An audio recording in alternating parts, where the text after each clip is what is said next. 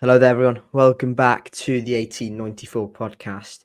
We are back after another match, and this weekend it was QPR nil, Bristol City nil. And honestly, the quicker I forget about that game, the better, because I don't really want it to clog up my memory. I am, as usual, with Matiss. Matiss, how are you doing?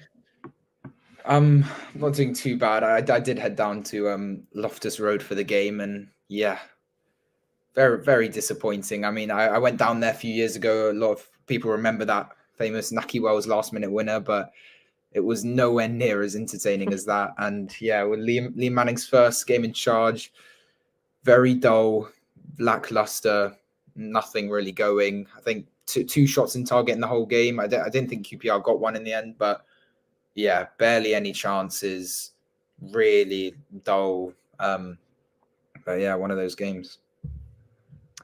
Yeah, just lacking just lacking anything really. Just a very dull game. Defense is on top, for sure. This was the Bristol City 11. It was relatively similar. I thought one major surprise, and that was no Taylor Gordon Hickman. So it was Max O'Leary, Tanner, so it's a back four, Tanner, Dickey, Viner, Pring, Knight, James Captain, Andy Vyman started, and we'll talk about him as well in a bit. Anis Mehmeti, who in the week was, kind of, well, a couple of news reports came out that Manning wanted to sign him at Oxford. So hopefully he does well. He started in Manning's first game. Conway up top, Mark Sykes out on the right. Quickly on the QPR lineup, it was Begovic in goal. He's the captain as well. Kenneth Powell, Jimmy Dunn, Steve Cook, Osman Kaikai. That's the back four. Dazelle, Field, Colback in midfield. Smith, Lyndon Dykes, and Chris Willock up top. No Ilias Chair. He was suspended, so that's a big threat already gone for QPR. Just generally, because there's not really a lot to talk about. What are your thoughts on that 90 minutes? Because there's literally no period where I'm going, Bristol City are piling the pressure on here. That we really look like we're going to score. There's no real period apart from maybe the last 15, 25 minutes. Apart from that, it's nothing. Yeah, I'd say towards the end, but firstly on the lineup, obviously Manning's first 11 that he's put out. Like you said about these rumors of him wanting to sign Mehmeti, I really think obviously right now Mehmeti is not where we want him to be as a signing. We signed him; it's coming up to a year now. He's not really performed, and he wasn't really playing a lot under Pearson in the last few months to start the season. But if we can utilize what he can bring to games, he can really be a quality player. But yeah, interesting to see him in the starting lineup, and then obviously Conway up front, and everything else is pretty normal, other than Gardner Hickman. But yeah, go on. No, you go. Yeah, for the first half, I don't think I have one thing to say on it. To be honest, there was literally nothing. I thought it was a pretty even game. To be honest, no side was completely dominating. QPR fans were pretty poor as well. I didn't think we were great either, but it was pretty quiet, nothing happening, and then sunset turned light to dark so quickly. Are you talking about QPR fans, or are you talking about Ashton Gate? To be fair, we are not the fan base to go ahead and complain about home atmospheres, because ours is just hopelessly bad. But yeah, Taylor Gordon Hickman was not included. I thought that was a bit of a surprise, because he's been, performing pretty well. He performed really well against Sheffield Wednesday. I thought he was quite good against Ipswich and Coventry as well. So that was a bit of a surprise. But generally, yeah, fairly consistent, fairly kind of normal team selection. Nothing too much to argue apart from that. I suppose you could make the argument, well, Andy Vyman is the club captain, and you need Matty James in there, don't you? And you need, some sort of, experience in there in Manning's first game, particularly, just to get some sort of stability going. But yeah, apart from that, nothing really. So too much of a surprise. Again, I don't remember much that happened in the first half at all. It was just poor. And QPR had one Yeah. header, didn't they? They with Lyndon Dykes, maybe, but did that go over the bar? Was that the second half? Might have been the second half. I think QPR had one kind of half chance, which was over the bar. Then that was it. The second half came about, and as we mentioned, the last kind of 15 towards the end of the game in particular, we were really piling the pressure on. Oh no, actually no, that's a lie. We looked a little bit more threatening. We did not pile the pressure on. We looked a little bit more threatening and had a couple of shots, and certainly looked a little bit more of a threat than QPR did. QPR didn't have a shot throughout the game. Shot on target throughout the game. Bristol City had two. So moral victory. But yeah. Do you have anything to add on that? Because that was just appalling, the game. Yeah. I think in that second half, yeah, like you said, we kind of grew into the game a bit more. Atmosphere started to build a bit, creating a couple more chances. I thought we played it down the right a few more times. Knight and Sykes there, crossing it in. I felt like we did quite well there at some parts with Knight and Sykes, and then they put in a good ball, but then no one was there. It was like kind of a cutback, and Cornick was either too far forward and kind of missing these chances. And then also when it came across, and then Bell just couldn't get anything on it. Yeah, that looked like a fairly strong penalty shout on the replays. What was your initial thought on that? Whilst you were, because that was right in front of the away end as well. So what were your it was. I think it was just.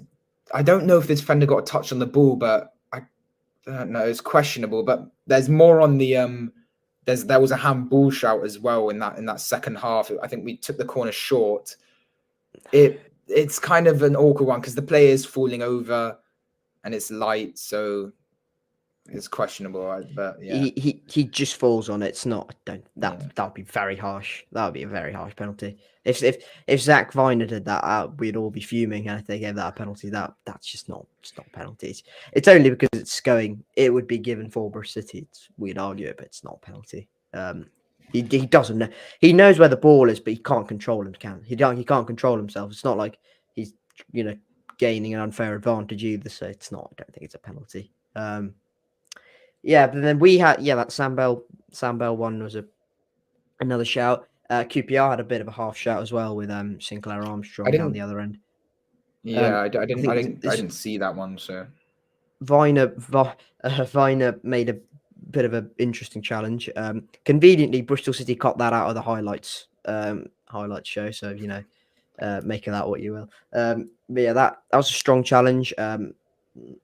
Again, half and half, and whatnot. But yeah, I think if anyone won that game, that would have been a crime against football. Because no one deserved to win that game. Should have just ended the game at half time and gone. You know what? No one should have won that game. QPR shouldn't have won that. A lot of time, but yeah. No one deserved it really. I mean, 50-50 possession. We had, I don't know, we had more XG by like 0.0 something. And no one had even close to 0.09. Yeah. And then we had two shots on target, but really just nothing going for it. Cornick did have a long throw near the end, so that got the fans a bit rolled up. But yeah, it's bad when you're getting excited over a long throw. That is peak Bristol City. You get excited over some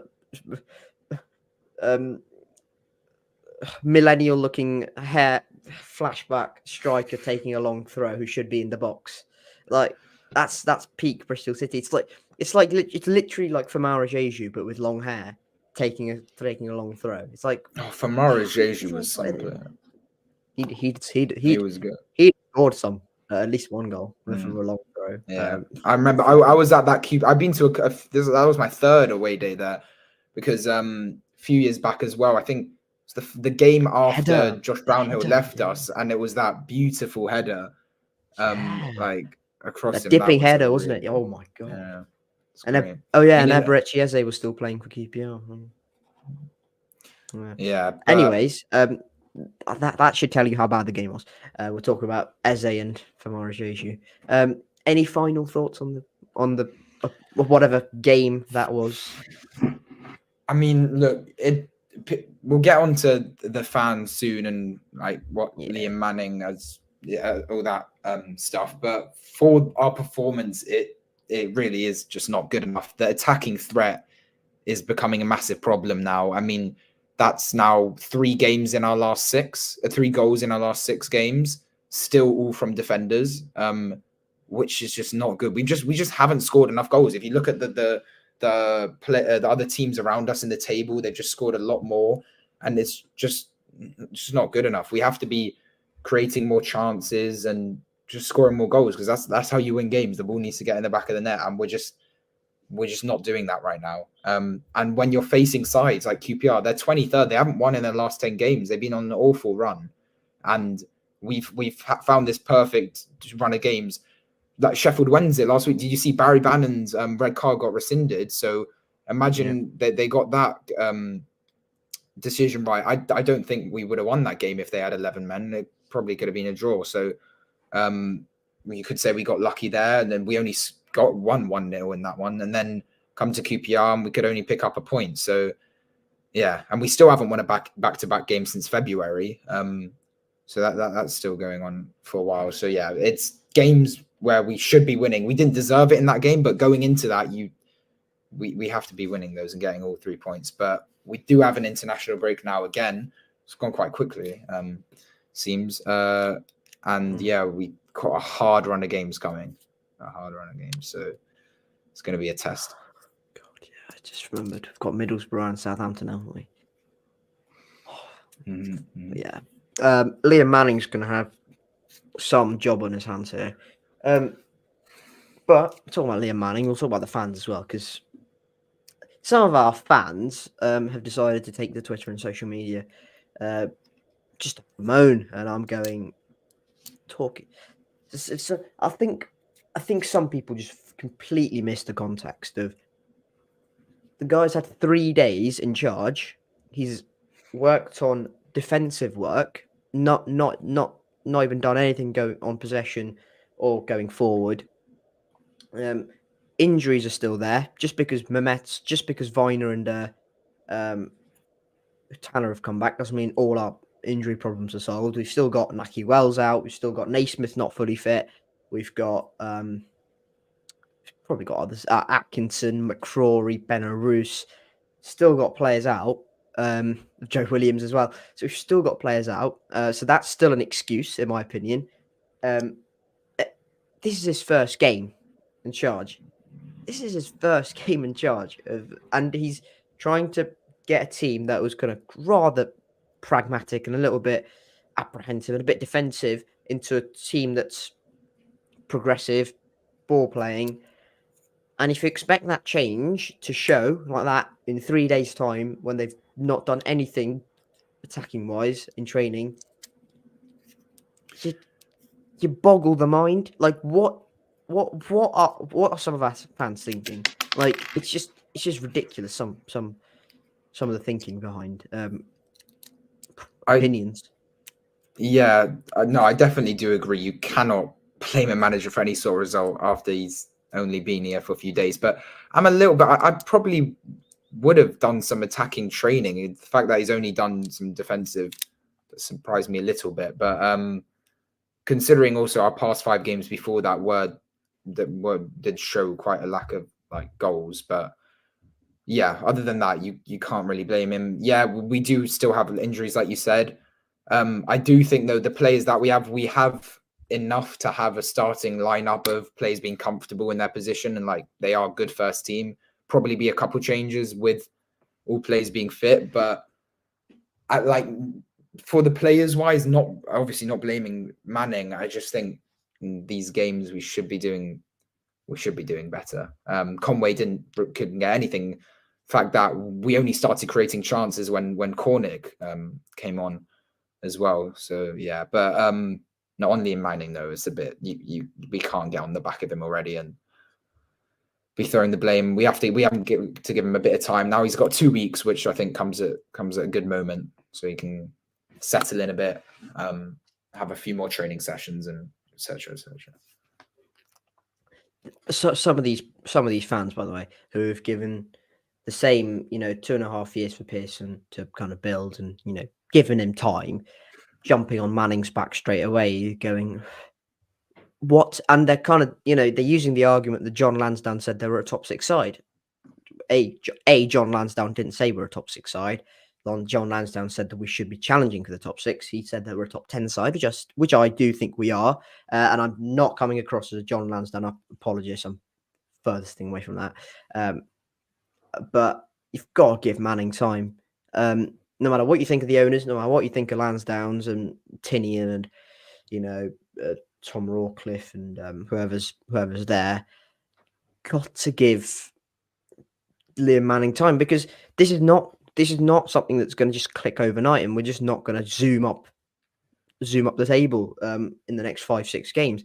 It's not going to happen. We're probably going to stay in around 12th, 14th, 10th region, possibly for the whole season. That's realist. That's probably realism. That's probably what's going to happen. We need to back Manning, because you can't just jump on.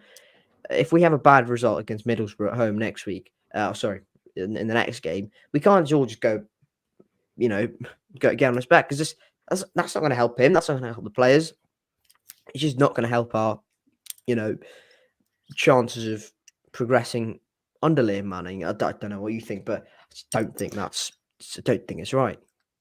No, definitely. I mean, it's past now. We know Pearson was sacked. It was a poor decision in many eyes. I mean, we'll have to see if it's a poor decision. Let's see what Manning does with us. But no, we just have to back him. I think the Lansdownes have shown that they've given time to managers relative. Obviously, Pearson was like the longest serving manager before he got sacked in the Championship at that time. And obviously Lee Johnson was with us for a while. So yeah, I feel like Lansdowne, they'll give him time. Just us as fans, I think we just need to get out there, hopefully give him a good reception at Ashton Gate, and we just have to get behind him. It's not going to be, like you said, overnight. We're not going to click into it straight away, but it will take time to integrate his style of play. But we just have to back him and see where it goes. So yeah, hopefully, yeah. I reckon I can see us still being in around the playoffs, like within that 3 to 6 point region of the top 6. But yeah, it's still, we did predict it at the start of the season around like a bit of a higher mid-table finish. But yeah, some fans just have to move on. That Pearson's not going to come back. He's gone. He's not going to just magically return. He's no longer Bristol City manager, whether you like it or not. We've got to now support Liam Manning. He's not going to benefit from us constantly comparing him to the previous man, because the job criteria for Nigel Pearson is very different to the job criteria for Liam Manning. It was definitely, stay up and rebuild and, progress by increments for Pearson, and then eventually push, but that didn't happen. Injuries and whatnot. But for Manning, it's definitely now try and get into the playoffs. Again, whether you think that's realistic set by the Lansdownes, whether you think that's right, whether you think that's fair on Manning, you can all have your opinions, but got to back Manning. That's as simple as that. If it's not going right in 12, 13 games time, and we've seemingly regressed from this position, I'll happily sit here and go, maybe this isn't working. Maybe something has to change. But this is one game in. We're one game in. We've kept the clean sheet away from home. We've got a point. We look very solid defensively. We've still got players to come back. We've got 2 weeks now on the training ground to hopefully work on, possession and attacking football, and hopefully that slowly seeps into the players as well. But there's got to be a level of patience with Manning and with these sets of players, because the players are learning as well. Because they've been coached a certain way for 2.5 years, so now they have to switch to a different way for the new manager. So they're going to have a bit of time as well. So generally, you cannot judge just because we've played QPR away, who are 23rd. You can't judge off that. God, give them time. And again, no guarantee that Pearson would have gone and won away at QPR against Sheffield Wednesday as well. We weren't playing that well under Nigel, towards the back end of Nigel Pearson's reign. Again, injuries and whatnot, but still, who knows? I suppose that's kind of it on QPR and on Liam Manning, because there's literally nothing to talk about. That was, shambolic game of all time. Matiss, do you have anything to add? Yeah, so sometimes I wonder what watching Bristol City taking those away days. I mean, last 3 games I've been to Ipswich, Cardiff, and now QPR. Can't even celebrate a single goal. Sometimes it's difficult, but we stick through it. It's all about moving forward at the end of the day. So yeah, we, like you said, we just have to give him time, and that's all it's about. We have to back him, and hopefully we come out Ashton Gate and after these training sessions and we put in a good performance. But yeah, it's gonna improve. I hope, and I think Liam Manning could be the right guy, but time will tell at the end of the day. And the decision has been made, so we can't do anything about it. We're gonna have to. We have what's in front of us, and that's Liam Manning. And since the last podcast as well, we signed also their lead analyst from Oxford as well, who spent some time at Arsenal. We are so on the wind up. We just love taking. We are. I'm honestly convinced we're not even looking at how good they are. We're just like, okay, Oxford affiliation. They're from Oxford. They're from Oxford. They must be all right. Nah, okay, that was a joke. We're probably seriously analysing them. I think it's James Krause, ex-Arsenal, ex-Oxford. The most important thing he's pissed. The most important thing is he's disappointment as a pissed Oxford fans off, which is just an added bonus.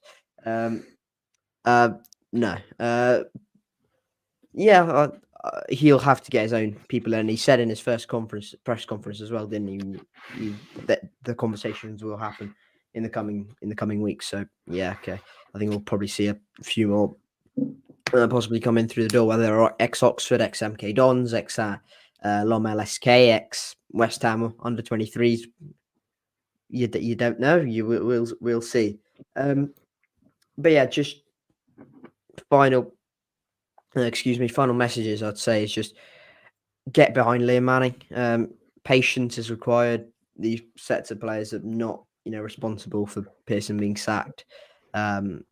This Liam Manning is not responsible for Pearson being sacked. Liam Manning's just been just come in to do a job, and hopefully he can do that job, and that job is hopefully to take us to the Premier League.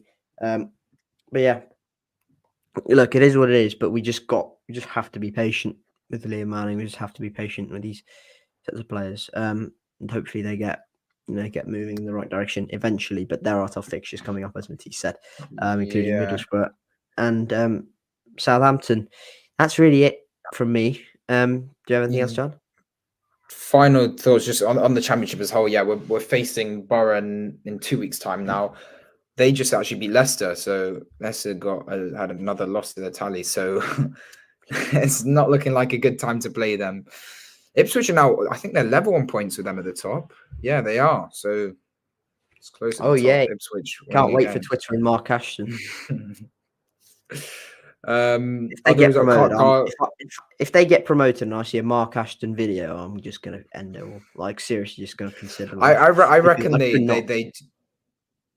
Yeah, I reckon they do throw. I feel like Leeds have a cutting edge. I reckon they'll catch up eventually. But we're still in 11th, which is where we were going into the game week, and 4 points off playoffs. So yeah, it's just pretty bang average mid-table. Lovely. Not very interesting. We're just an average. Look, we're above Blackburn. Watford won 5-0. Watford won 5-0 against Rotherham. Apparently Matt Taylor's been sacked. I don't know. I don't know. It's been coming from the Mail Sport. Millwall won 4-0 as well. Did they? Oh yeah, they did under again. Joe Edwards. Yeah. Anyway, we digress a little bit. That is it. I think the end of that podcast will tell you all you need to know about that QPR game. As I said earlier, game, because if you want to call it a game, you can, but I wouldn't really. It's an insult to other games. across the Championship. Talking of games, Chelsea have just equalised 3-3 against Man City. That's a game. Shit, no, you spoiled it. I've got it on the side here. I saw Haaland got it. You a didn't few tell minutes me. ago. You Now could it's have just told me come. before. No, You could have no, told I me didn't. before that. Oh, well, You could now have I told me. can focus attention. Also, another good. I went to West Ham Nottingham Forest today actually because my mate's a Did West you? Ham fan and that was a 3-2. Oh, that was 3-2 in the end, wasn't it? Yeah. Yeah, but the Oh, atmosphere how is was actually like I know ours was bad, but like West Ham's atmosphere is actually pretty horrendous. I can't lie. They're really James quiet. Ward-Prowse? How was he? He'll be in the England Oh, midfield in he no is time, I amazing. suppose. His set piece. Oh, hit Gallagher. Oh, it's a rebound. No way, Jackson scored. How's he done that? How did he score a hat trick last week as well? Oh my god, that was the most horrendous hat trick of all time. He just sat on the halfway line against 9 men and just went, you know what, I'm just gonna just run in behind each time. It was I mean, so fair bad. enough to the guy, but you can't call that a hat trick in my opinion. Scored another tap criminal. in as well. Oh god. Chelsea are looking all right now, all of a Ward-Prowse, sudden. they play better against top sides, and their style of play is getting fair. We're talking about these series. Like when I was watching West Ham earlier as well, just the way they Paqueta as well as some player and Ward-Prowse's set pieces is just something else. Imagine if Anis Mehmeti turned into Lucas Paqueta. just like the technical quality. Oh my. Anyways, yeah, Bristol City podcast for you, everyone. Talking about West Ham versus Nottingham Forest. Great game, 3-2. I loved it. Thank you very much for watching. Last words from me. I hope Gareth Southgate can pick out James Ward-Prowse in midfield because that's who we need this moment in time. Alex Scott got injured actually again. His knee he did the same knee. Other knee. He's out. No, other knee. Oh, other knee. Oh, other knee. I'm pretty sure. Fine. Bloke doesn't get injured for 3 years. Gets injured twice in when he leaves us. So gets injured as soon as he leaves us. We'll take that. Take the 25 million. Run. But Nigel Pearson masterclass is all I'm saying. That's brilliant. Gareth Southgate pick James Ward-Prowse. Any parting words from you, Matiss? No, it's been I would say a pleasure, but that game was something. Yeah, it was not a pleasure. Didn't really want to watch. It was not a pleasure to watch. But subscribe, listen to us on follow us on all the Spotify, Apple, all that stuff, and we'll be back next week for a Middlesbrough preview, and then maybe some Championship stuff as well, like our thoughts on the Championship and performers and etc. But if you do subscribe, just be warned, if Bristol City do have a 0-0 in the future and it's a horrible game, we will not talk about Bristol City because it's a complete waste of our time. We will probably talk about the most entertaining game of the day. And it's probably 3-3 in the Chelsea Man City game at the moment. That's probably the best. That's probably what will happen. So if you're looking for a Bristol City chat and dissection after 0-0, but yes, thank you very much for listening to this Bristol City podcast. So thank you to our Bristol City listeners. And, just back Manning. That's all I'm saying. Thank you very much for watching, listening. Keep safe. Thank you very much. Say bye, Matiss. Thank you. See you guys.